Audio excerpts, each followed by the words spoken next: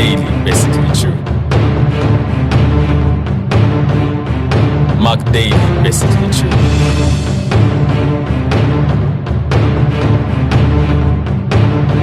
Mark daily, basically true. Climate change is not only an issue in Uganda, but the rest of the world. Climate change is not just a change in the weather, but a precipitated, foretold change in the climate over a period of 30 years. Tonight, we delve deeper into the causes, solutions, and the possible impacts of climate change, as well as what we can do as individuals to solve climate change. But first, these are the headlines. A lecturer at Makerere University rides a bicycle in order to protect the environment. Makerere market traders suffer losses due to constant rains. Over 4,700 farmers in Tororo district are practicing diversified farming to combat climate change. Hello and welcome to the news on Mark Daily Live with me, Bella Twine and Nelson Ruto. First, a marketplace is an unavailable destination for every family and household. This is where we actually get our food from. But the conditions in Makerere market are becoming very impossible because of the heavy rains. Our reporter, Lake Fiona, has more. Makerere market, located in Kampala, towards the northern bypass, is one of the busiest markets with plenty of goods at low prices. It is not all rosy here. A mixture of mud, filth and overflowing drainages make the market inaccessible.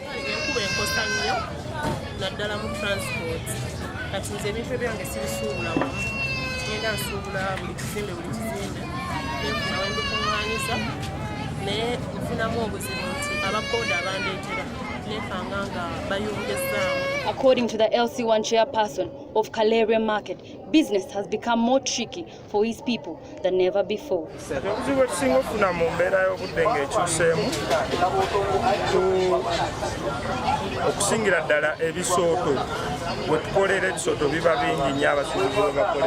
Also, Sam Semanda, a local vendor, says the change has left most of them in extreme poverty.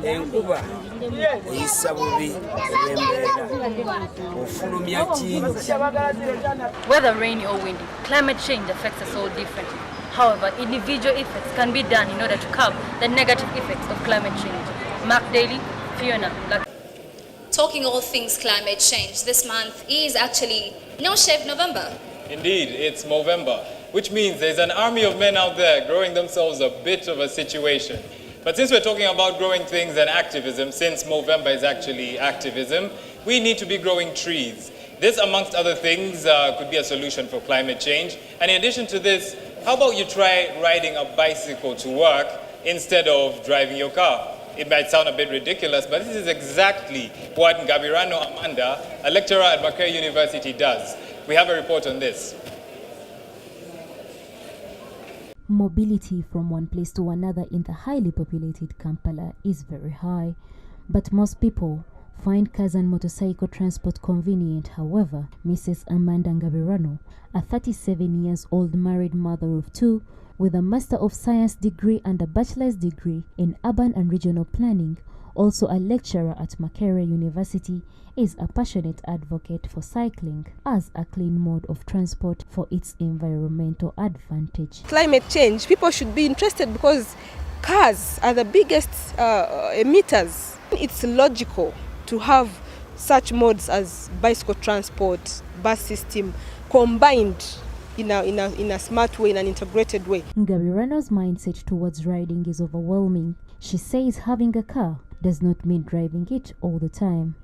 People would benefit more by parking their cars and they jump on their bikes. Can have the cars, yes, but we can cut down on the increasing number of cars. According to the Acting Director of Engineering and Technical Services at Kampala Capital City Authority, KCCA, Engineer Justice Akankwasa, the plans are underway to put infrastructures that will facilitate cycling and other solutions of climate change. It would only accommodate walking, cycling, and any other form that will not have a motor. Namirembe Road Junction is where I'm standing right now in one of the completed cyclist lanes that have been constructed by the Kampala Capital City Authority.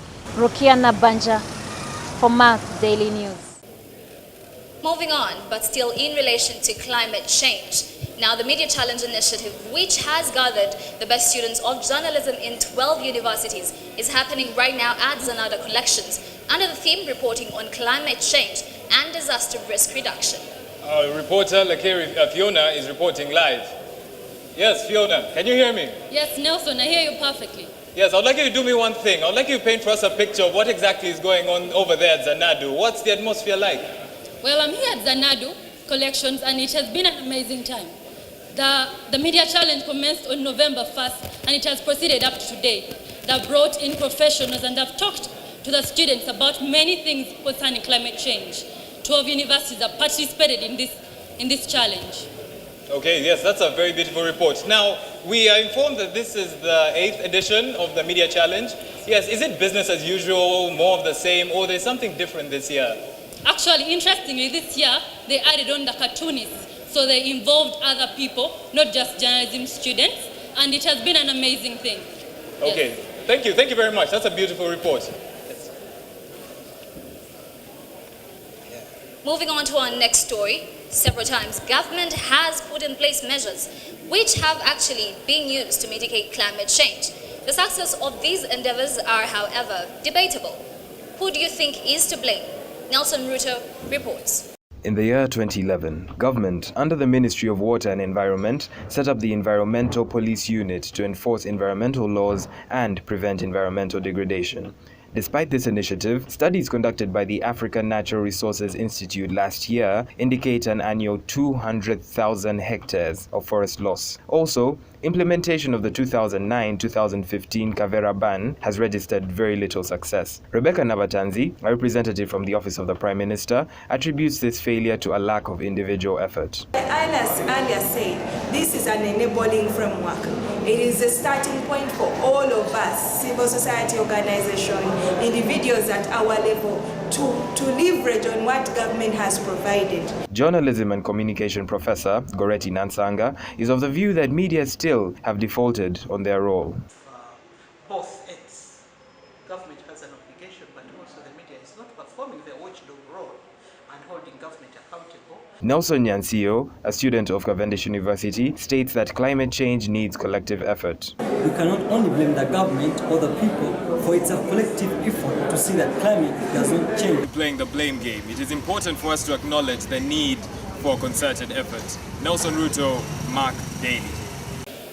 Yes, now moving on to climatic business. 4,700 farmers in Tororo district are practicing collective and diversified farming to combat climate change in the region, in their region to begin with. So, Marion Apio, one of our reporters, has more on this report. Agriculture contribution to gross domestic product, according to Uganda Bureau of Statistics, dropped to 21% in the financial 2017-18 compared to 21.5% in 2016-17, and the drop has been consistent as reflected in other financial years. According to the report, agribusinesses are highly vulnerable to climate change that affects output, increases on the cost of production, and results into low output. Constance Sokolet, a subsistence farmer in Tororo district, says that climate change is real and has had a significant effect on their crops, income, and livelihood. Because you will plant today, tomorrow a drought comes and everything is swept completely dry. The most recent estimate by United Nations today depicts over 7 billion people and projects an increase of over 9 billion people by 2050. Food demand, according to the report, is expected to increase anywhere between 59% to 98% by 2050. The executive director of Kigezi Coffee Development Academy, Joshua Rukundo, says that mitigation of climate change should take a business-oriented approach.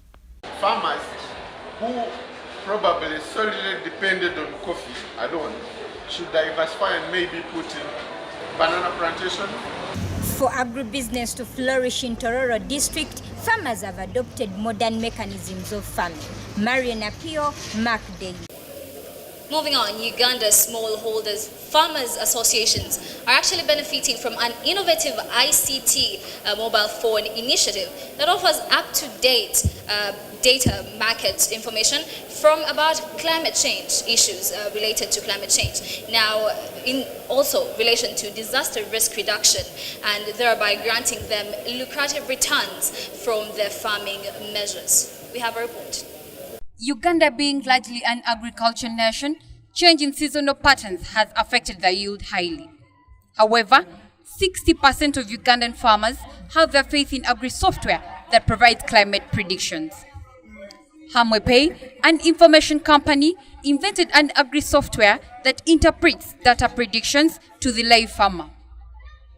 This software currently operates under the Nakaseke Community Telecenter in Uganda, and according to the Public Relations Officer of Hamwepe, Vincent Nuwagawa, the prolonged droughts and floods informed the innovation. Previously, the numbers that we're using, we identified the gap, so that's when we created and developed the system that sent the message to the farmers. Previously, we came together as a group, we identified there's a gap, so that's when we developed the system. Constance Okolet, a farmer and women's representative to our district, says that their hopes have increased courtesy of agri-softwares. Then you will realize that there is a big change from the past in my community. At least 67% of Ugandan farmers own a mobile phone through which they can access information on climate change electronically. Judith Nakawes, Mark Daily. Well, thank you so much for watching Mark Daily Live. This is all we have for you tonight. But the conversation on climate change continues on our social media sites. That'll be Facebook, Twitter, and Instagram at Mark Daily. I'm Nelson Ruto. And I am Bella Tweeney.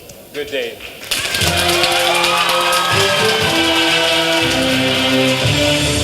Mark Daily, listen to.